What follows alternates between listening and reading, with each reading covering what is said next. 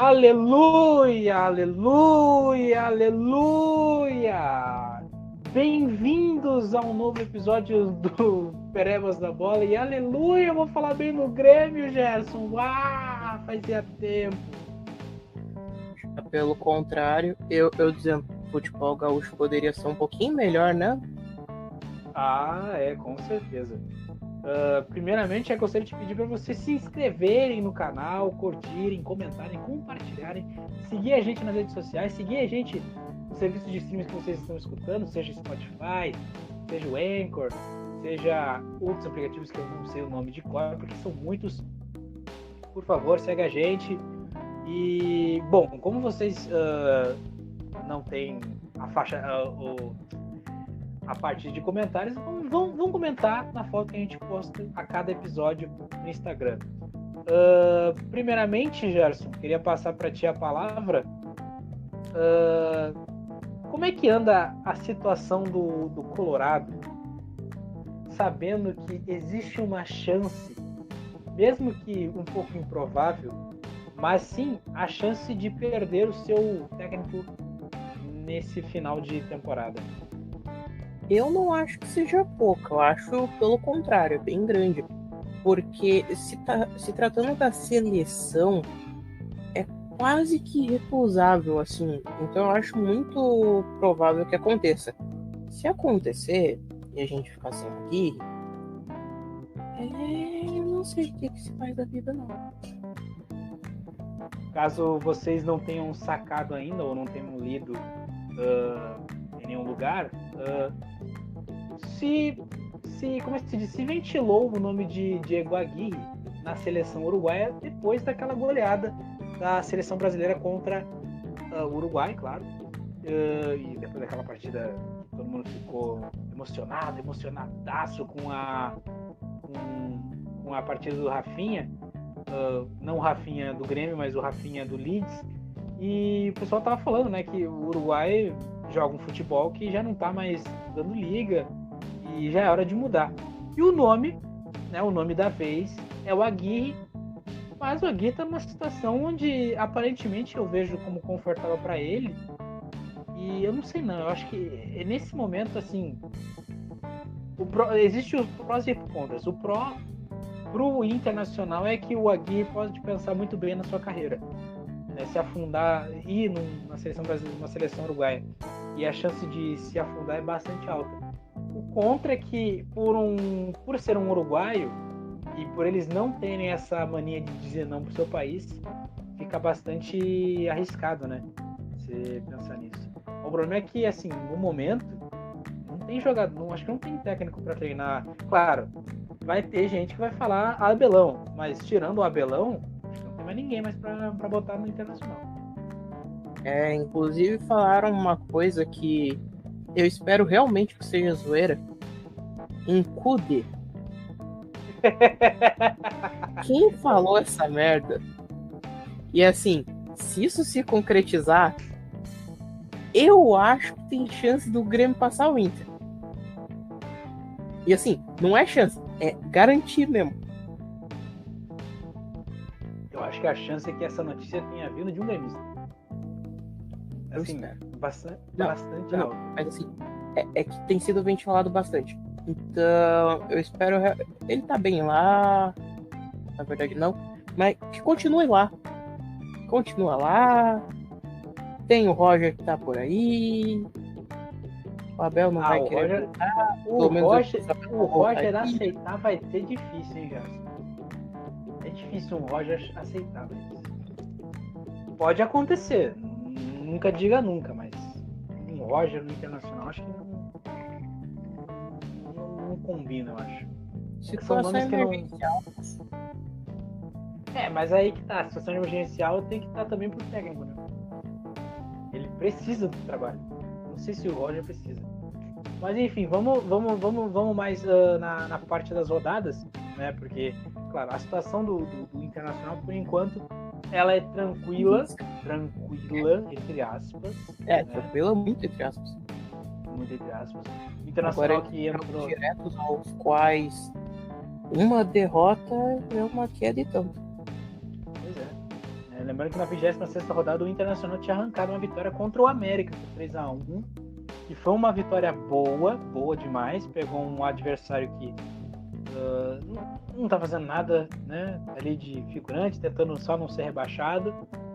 Fez o que devia ter sido feito, mas na 27ª foi enfrentar um Palmeiras que, sinceramente, era o famoso jogo onde um ponto já é vitória, né? Pela situação de... Claro, o Palmeiras tá jogando mal, mas o Palmeiras, ele, pela necessidade, ele ia ir pra cima, e foi o que aconteceu. O Internacional perdeu o jogo numa cobrança de pênalti do Rafael Veiga. O pênalti... Foi pênalti, Gerson? Eu achei muito pênalti. Foi bobagem do Cuesta ter feito aquilo. Eu não tive a oportunidade de olhar o jogo inteiro, porque eu não tava tendo acesso à internet no momento.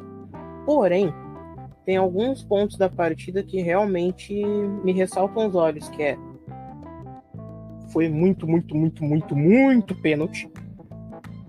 E o Felipe Melo não ter sido expulso. As únicas coisas da partida que eu fico realmente... também tem o Edenilson, que não... Né, Edenilson? Putz, Edenilson. O Edenilson foi juvenil, né? Tu perdoa, né? Tu perdoa, né, Gerson? Claro. Penso, talvez o Maurício teria sido melhor. Penso, mas prefiro guardar pra mim. Porque uma coisa que o Aguirre não percebeu é que Tyson Moisés e o Yuri Alberto jogam de forma completamente diferentes quando tá o Edenilson ou não. Porque só o fato da presença do Edenilson, o Yuri Alberto, ao invés de ser um atacante, ele vira um armador. E ele para de tentar fazer gol. Tanto que teve o pouco que eu vi do jogo era o Yuri Alberto faz a mesma jogada que o Patrick fazia antigamente, de corre até a linha de fundo, chuta pro meio. Só que daí vem o ponto. Ele chuta pro meio. Não tem ninguém, porque o Edenilson tinha sido expulso e ele e ele era quem tava passando. E até, tipo assim, na questão de análise, o jogo tava de igual para igual. Aquela expulsão ali, ela estragou tudo. Porque, o gol... Na verdade, eu digo ao contrário. Isso deu uma leve equilibrada. Porque é uma coisa que até o próprio técnico do Palmeiras falou depois. Quando teve o 1 a menos, o Palmeiras teve que se segurar e retrancar bastante, porque é nesses momentos que o time que tem 1 a menos se sobressai. E é o que aconteceu, porque o Inter não estava jogando porcaria nenhuma até chegar esse momento. Porque daí é que veio as tentativas. Mas aí tá, o problema é que o Internacional ele tentou errado. Por exemplo, tu mesmo disse, o Yuri Alberto virou um armador, inclusive um armador ponta, né? Ficou jogando o tempo inteiro na ponta. Quero fazer uma pontuação. Yuri Alberto, quarta-feira passada, assim, ou quinta, não lembro. Podia deixar o Patrick fazer gol direito, né? Ele já tinha feito 2. Eu sei que tu queria deixar tua marca, mas teve 2 ou 3 lances que se tu só deixasse a bola passar, era gol do Patrick, sabe? Sacanagem. O cara era artilheiro do campeonato e os caras gostam de falar, gostam de cornetar ele. Vai entender essa torcida colorada. Mas é que foi uma fome e tanta naquele jogo. Tanto que, tipo, tinha 2 jogadas, assim, que eu me lembro de cor. É que tem uma que eu não lembro direito como é que foi. Mas 2 jogadas de cor. Uma até que foi ensaiada com o Patrick. Dava pra ver pelo posicionamento do Patrick. A bola tava indo retinho pra ele. O Yuri Alberto simplesmente se joga no meio. É meu! Sabe? Sim. Era literalmente questão de deixar. Sabe? É esperado a fome do... É esperado da fome do Edenilson já em campo. Agora, você tira o Edenilson e deixa só o Yuri Alberto, a fome vai ser do Yuri Alberto. Com eles, os dois em campo, eles se equilibram. O problema é que nesse momento, no momento onde ele não foi expulso, não se equilibrou. E assim, do jeito que voltou, não ficou legal. Assim, o time... Assim, vai prejudicar bastante o jogo para a semana que vem, para a próxima rodada aí contra o Corinthians. Mas é basicamente ter que avisar pro Yuri Alberto que, assim, beleza, você é o artilheiro, mas às vezes não vai fazer o gol toda a partida, né? Só que aí vem o ponto que eu te falo, moço. Quinta-feira agora, Inter contra Bragantino, às 20 horas, vai ser um teste. Muitos testes, na verdade, porque infelizmente nós tivemos abaixo do Daniel, que acabou se lesionando, então vamos ter o Lomba. É o Lomba, é nóis. Mas o ponto principal é que vai ser sem Edenilson. Vai ter Maurício. É tempo pro Aguirre prestar atenção. Tyson e Moisés e o Yuri Alberto. Eles jogam completamente diferente quando não tem o Edenilson. Porque enquanto o Maurício faz toda a proteção de bola, assim, sem a bola, eles têm a liberdade de avançar. E Tyson e Moisés ficam nessa duplinha. Que é uma coisa que eu sei que eu olhei muito pouco do jogo e eu não vi no jogo passado. E é uma coisa que realmente eu tô curioso, porque parece que é um encaixe específico que só funciona de uma forma específica. Sim, com certeza.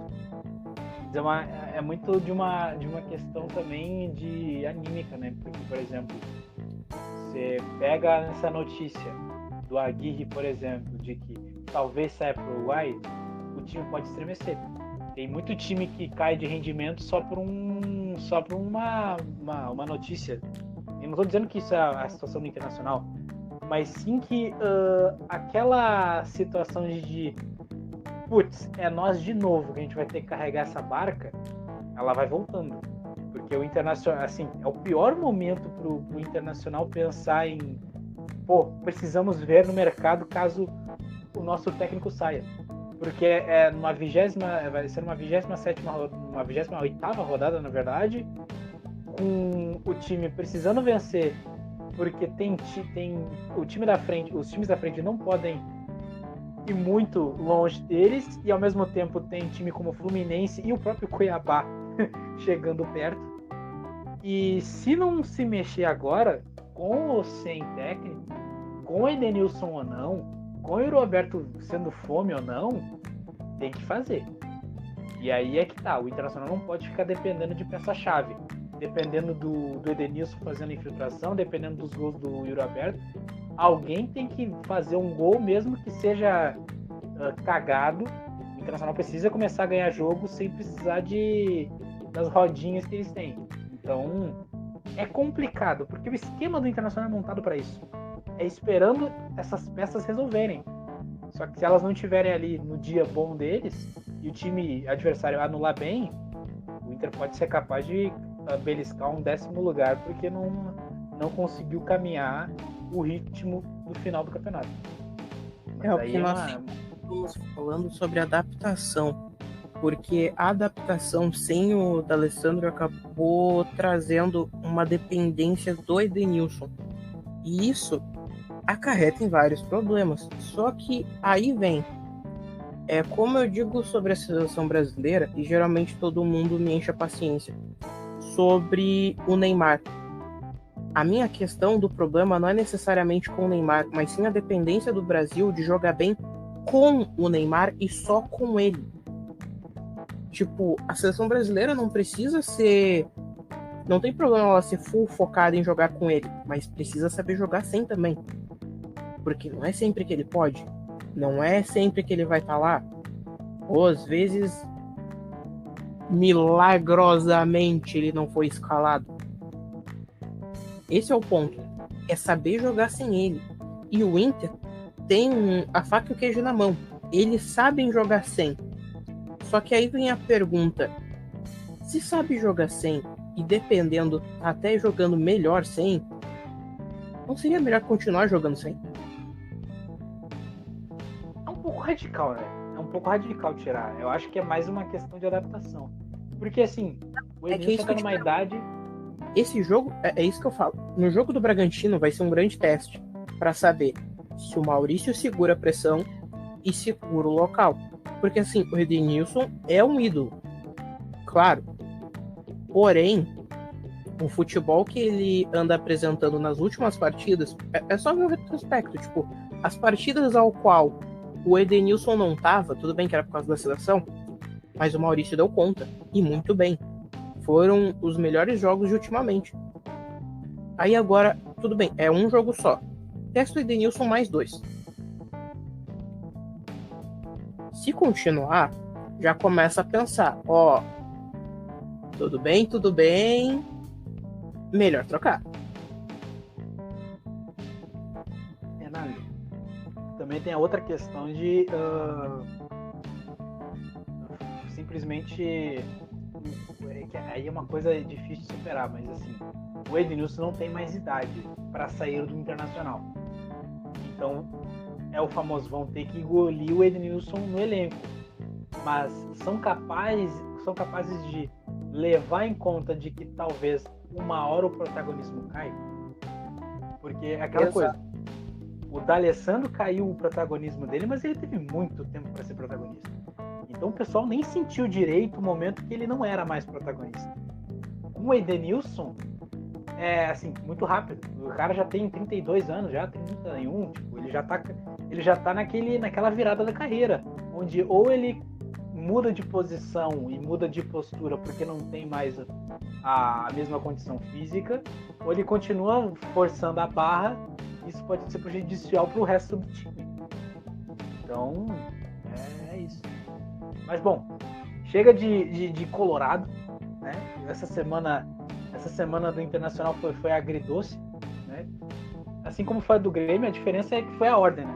O Internacional, o torcedor do Inter ficou feliz no meio da semana, ficou triste no fim de semana, e o Grêmio o contrário. Para começar, aquela derrota contra o Fortaleza que não devia ter acontecido, mas aconteceu, né? Uma cagada. Era um jogo bom para 1-0, quer dizer, para um 0-0, ou para um gol de 1-0 cagado, mas como o time estava com um interino, não tinha peça, não tinha Douglas Costa, não tinha o próprio Rafinha, aquela questão da expulsão que ele teve no jogo, contra aquela expulsão boba que ele teve. E muito boato, né? Porque se correu na imprensa, né, que o Filipão queria afastar 2 jogadores. Esses 2 jogadores eram o Rafinha e o Diego Souza. E ainda tinha que chegar o técnico ainda. Chegou o técnico no dia 15 de outubro. Montou um time naquelas. Saiu o Herman nesse meio tempo, entre o jogo do Fortaleza ali. Sai o Herman, entra o Denis Abraão, entra mais outro, que acabei esquecendo o nome. Mas entra uma outra mentalidade de tentar, vamos ganhar e vamos ganhar. Mas é aquela coisa, tem coisas que não dá para consertar no campo. Por exemplo, o gol do Fortaleza foi pura cagada do Rodrigues, que não fez a linha burra. E aí é aquela coisa, mas o Rodrigues é bom. Sim, ele é bom, mas ele ainda não sabe trabalhar sob pressão. E é uma coisa que ele vai ter que começar a trabalhar, porque Kahneman e Jeromel já estão chegando na idade. Então tem que ter um substituto, como eu já falei em outros episódios. Mas enfim, houve um fato novo nessa semana, na semana passada, o Wagner Mancini. E Gerson, qual foi a sua reação quando apareceu o Wagner Mancini? Se tu disse que riu, tá perdoado. Todos estão perdoados. Eles não sabem o que fazem. O mancinismo é muito maior que isso. O Mancini, eu só fiquei... Olha, o pessoal diz muito que ele caiu, mas eu não vejo tanto problema no Grêmio, não. Porque, por exemplo, eu acharia muito mais problema fazerem o mesmo que o Santos fez, tipo, pegar o Carille. No formato que o Grêmio tá, eu não vejo problema no Mancini. Formato, assim, eu digo time, escalação. Problema nenhum. Pois é. O problema é que, primeiro, que a mentalidade do Filipão não funcionava e é só ver que o cara queria afastar 2 jogadores. Claro, vai se entrar muito em debate quem estava certo, quem estava errado, isso não muda nada, não muda nada. Tá puxado ultimamente, né? O Rafinha tá jogando bem, o problema é que, cara, muita falação fora de campo. É aquela coisa, você joga a bola, beleza, mas se você ficar quieto, não falar mais nada depois, melhor ainda. É aquela ideia do cara é um poeta. o Rafinha jogou muito no jogo contra o Juventude, por exemplo, que foi o 3-2, que foi a estreia do Mancini. Mas pegar, por exemplo, o recorte que foi aquele jogo contra o Santos, onde ele jogou bem, ponto. Mas quando o time precisou de um líder para racionalidade, ele simplesmente quis agredir um gandula, aí fica complicado você querer ficar o tempo inteiro defendendo o Rafinha. E aí se entende o porquê que certos jogadores, o Felipão queria afastamento. Mas aí é aquela coisa, né? Você tem que equilibrar. E aí vem 2 pontos que eu queria levantar. Que é, primeiro, sim, o Grêmio jogou bem, mas poderia jogar um pouquinho melhor. Discordo. E não, que jogou bem. Você já vai entender. Só que o ponto principal dessa partida é que o Juventude jogou mal. E não só o Juventude, a dupla de Caxias jogou mal. Pra mim que vi o jogo do Caxias pela Série D, gente, antes de jogarem pedra em mim, vocês que viram o jogo, que vai ser difícil já, vocês vão me defender. Caxias, jogo principal rolando pela classificação para a Série C. Vamos lá, é contra o ABC. O último jogo a gente conseguiu um empate em 0-0, a gente ficou segurando o jogo inteiro. Vamos lá, tomamos um gol contra, tomamos outro gol, 2 gols, rapidinho, né? O terceiro, acabou o jogo, né? Acabou. Basicamente o resumo do jogo foi isso, porque que joguinho ruim de ver. E o Caxias só tava, eu me defendo.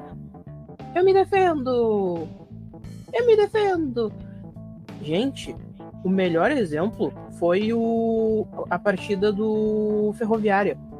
O Elano achou que só se defendendo ia para os pênaltis se garantia, perdeu a vaga. O Caxias fez a mesma porcaria e conseguiu fazer pior. Não se defendeu o suficiente e tomou um gol. Ao invés de ir pra cima, é aquele lance, bola pro mato, que é jogo de campeonato. É final, sabe? Final, praticamente final. Porque ganhava esse jogo já tava na Série C já. Mas também tem que pensar que quem assiste Gauchão sabe que quando tem jogo do Caxias, uma coisa tu espera, porrada. Do Caxias você espera porrada apenas. E é o que a mentalidade do técnico tem, e é o que a mentalidade dos jogadores tem para oferecer. Inclusive, é o que eles tinham, tanto que acabou o jogo, automaticamente a polícia estava cercando os árbitros. Que até a comissão foi para cima. O plano B dos caras era que o juiz escrevesse errado o placar no cartão. Eu acho que essa era a ideia dos caras. Mas aí deu errado. Mas assim, falando sobre a questão que tu falou que o Grêmio jogou bem e o Juventude jogou mal, eu discordo de algumas coisas. Primeiro, o Grêmio não jogou tão bem assim. É só você ver que o jogo terminou 3-2. O jogo tava 3-0, terminou 3-2. Já mostra aqui primeiro o Paulo Miranda. Meu Deus do céu. O Paulo Miranda é aquele negócio, cara. Só serve pra brigar com o Moisés em Grenal.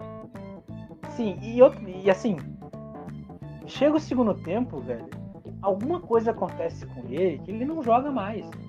Ele se cansa muito rápido. Cara, bingo de novo. Aquele jogo de 2018, River Plate, o cara recebeu câimbras. Teve câimbras. Teve outro jogo lá que também teve câimbras. Esse daí não é que ele teve câimbras, ele simplesmente não quis ir pra cima da bola pra aí sim ele não recebesse câimbras. Né? Tirou uma bola de maneira errada dali do meio e o Sorriso pegou o rebote. O outro, o Robertson, infiltrou entre ele e o Rodrigues, sendo que o Paulo Miranda era o cara para fechar o cabeceio e não deu. E é isso aí. Mas a questão do Juventude ser jogar mal, eu não acho que o Juventude jogou mal. Eu acho que o Juventude se sentiu pressionado psicologicamente. Porque uma coisa assim, quem assistiu sabe que o melhor jogador da partida não foi nenhum jogador do Grêmio e nem do Juventude. E foi sem a torcida. Porque, sinceramente, se esse jogo tivesse sido sem torcida, o Grêmio não ia conseguir fazer nem 1-0.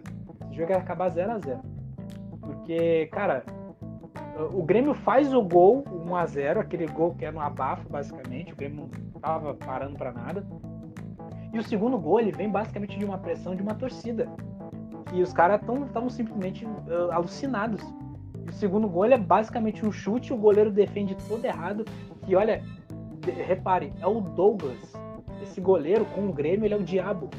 Ele não gosta de tomar gol contra o Grêmio. Ele sempre defende, ele não consegue passar ele passa todos os jogos em branco, geralmente, contra o Grêmio.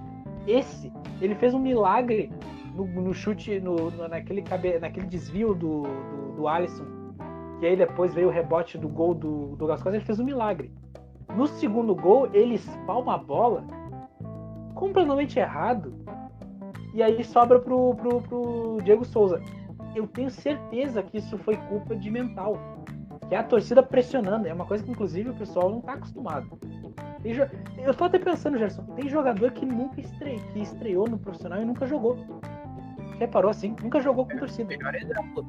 Esses jogos foram os primeiros jogos dele com torcida. Pois é, e o Juventude sentiu muito. E, cara, assim, claro, o Colorado não vai achar bom, não vai achar legal. Mas foi lindo demais a torcida do Grêmio. Claro, eu já tava esperando vaias em certos 15 minutos onde o Grêmio não tava pressionando, mas não tava conseguindo sair o gol. Mas foi muito tricky, a torcida não vaiou. A torcida seguiu apoiando, seguiu dando abafa. Parecia mesmo que tinha mais de 20 mil pessoas naquele estádio. Foi muito, muito da hora. E o mancinismo, eu acho que ele vai ser, a base dele vai ser isso. É o Grêmio jogando, não sendo muito ofensivo, porque não tem como, porque o Grêmio não tem muita, não dá para abrir demais a porteira. Fazer os gols no início, fecha a casinha e a torcida toma conta do resto. Porque vai ser isso, vai ser na abafa, vai ser na pressão, vai ser na raça. E é por isso que até que eu concordei com o Mancini, apesar de achar que o Mancini não é um técnico para o Grêmio, assim, o Grêmio, né, pro Grêmio bom, né, o Grêmio que tá nessa situação, o Mancini ele encaixa bastante. Mas é isso que a gente tem, né, então é torcer, e torcendo ainda dá, a rodada ela foi benéfica pro Grêmio, todo mundo que podia se escapar do Grêmio ou perdeu ou empatou, e agora é pensar pra próxima rodada, né, Charles? Vamos para as próximas rodadas. Amanhã às 19 horas tem Ceará e Palmeiras, o jogo que para a dupla Grenal pode ser uma das mais importantes do campeonato, já que para a Inter, se o Palmeiras ganha é muito ruim, e para Grêmio, se o Ceará ganha é muito ruim. No dia seguinte tem Inter e Bragantino, quinta-feira às 20, que eu já falei. Aí fechando a rodada atrasada 19. Final de semana, joguinhos da 28ª, Santos e América Mineiro, um jogo para peleia de baixo. Nossa, vai ser um jogo horrível. Juventude e Ceará, Juventude que abre o olho porque não pode perder mais. E lembrando que o Ceará conseguiu arrancar um empate de 2-2 nos acréscimos contra o Bragantino. Então, assim, eu acho que o jogo vai ser horroroso porque o Juventude vai se defender e o Ceará vai fazer a mesma coisa. Mas vai ser emocionante, pelo menos. Então, vamos lá, Ceará. Aquele Fla-Flu que tu não... É um Fla-Flu onde qualquer coisa é qualquer coisa. É Fla-Flu. Eu não acho. Eu acho que é um Fla-Flu bom de assistir. O Fluminense tá bem. O Flamengo é que ele tá, assim... A pressão de o Atlético tá tropeçando, cara. Vamos pra cima. E aí o Flamengo não tá conseguindo. O Flamengo, toda vez que Pois é, voltou a ser Campeonato Brasileiro 2020. Só faltou o Internacional em segundo lugar. Aí Atlético Paranaense Fortaleza. Jogão, se o Atlético não tá fazendo besteira. Se o Atlético voltar a ser aquele Atlético, vai ser um jogão. E o Atlético não pode ficar escorregando demais, né? Tá na final da Sul-Americana, sim, mas são 34 pontos, né? 34 Exato. pontos, mesmos pontos que o São Paulo tem. O São Paulo, a rodada passada, tava precisando de uma vitória contra o Corinthians. Inclusive, o Silvinho não é técnico de futebol, hein, gente? Pelo amor de Deus. Que jogo horrível do Corinthians. Internacional e, quer dizer, Atlético e Cuiabá, Atlético Mineiro e Cuiabá, que é o jogo onde ou o Atlético ganha ou ele volta a ser chamado de cavalo paraguaio, que já está sendo chamado, mas aí agora vira de vez, precisa ganhar do Cuiabá, apesar do Cuiabá gostar de não perder, né, fora de casa. Inclusive, uma coisa que eu penso é, gente, vocês estão numa encheção de saco dentro do Flamengo jogar. O Flamengo já ganhou, caramba, tem que fazer o próprio. Não adianta. Por exemplo, Fluminense ganha, cavalo paraguai é o próprio Flamengo esse ano.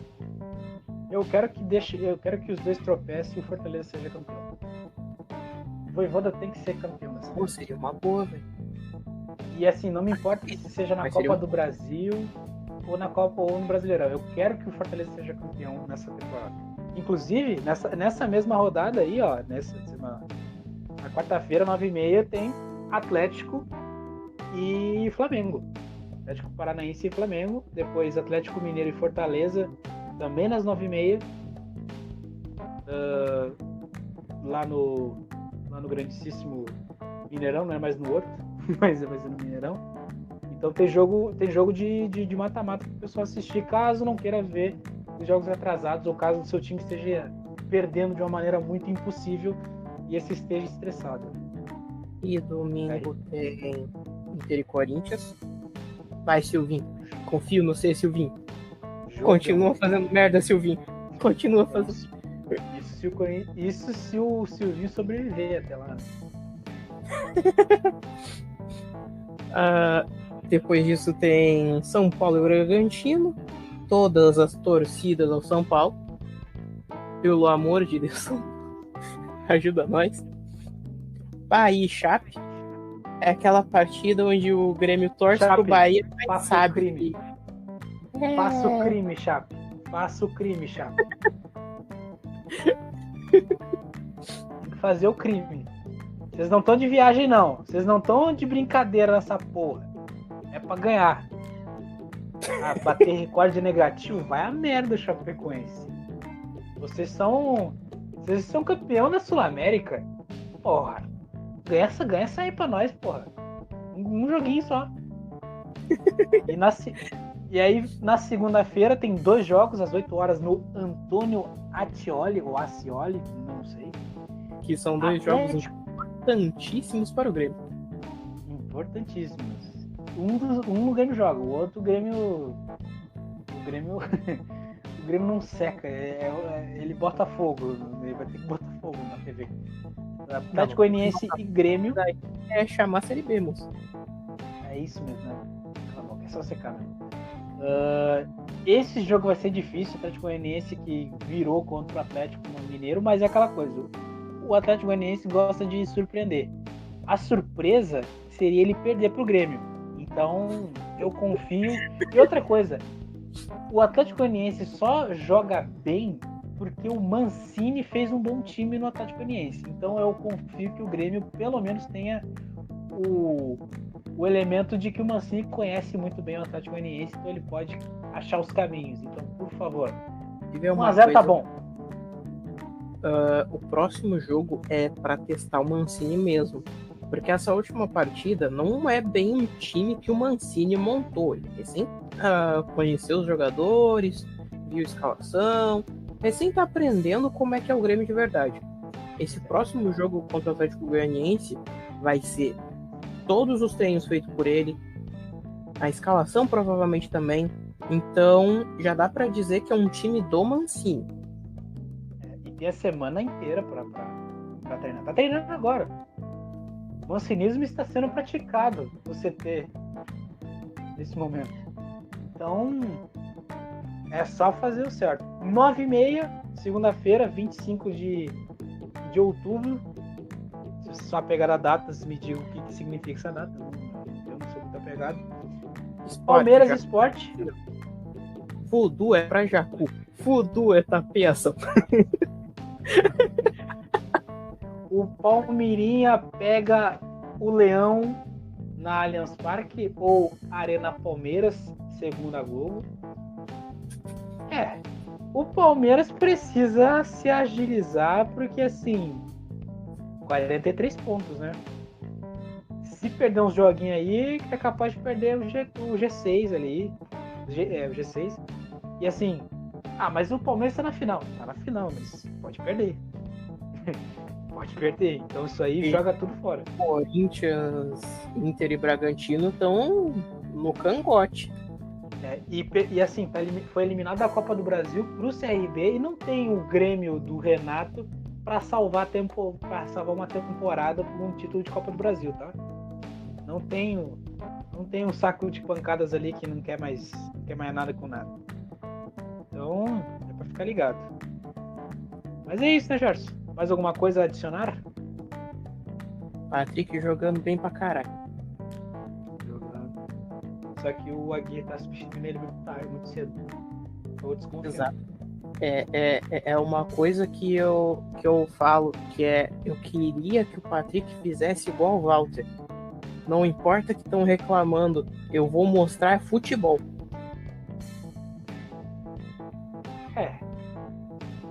É a melhor resposta, moço. Claro. O problema não é esse. O problema é o Yuri Alberto querer que o Patrick faça gols. O problema do Patrick não é o Patrick, e sim o Internacional. Os jogadores do Internacional que não colaboram com o coitado.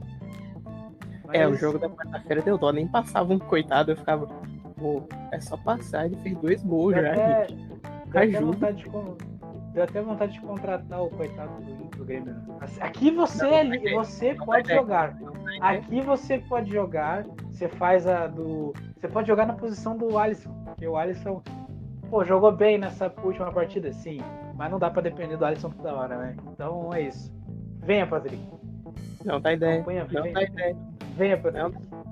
Aqui Cheeseburger é liberado. Olha o Diego Souza. Olha o tamanho do Diego Souza. O triplo do teu tamanho.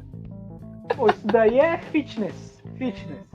Pro departamento médico, qualquer coisa é fininho. Então vamos lá.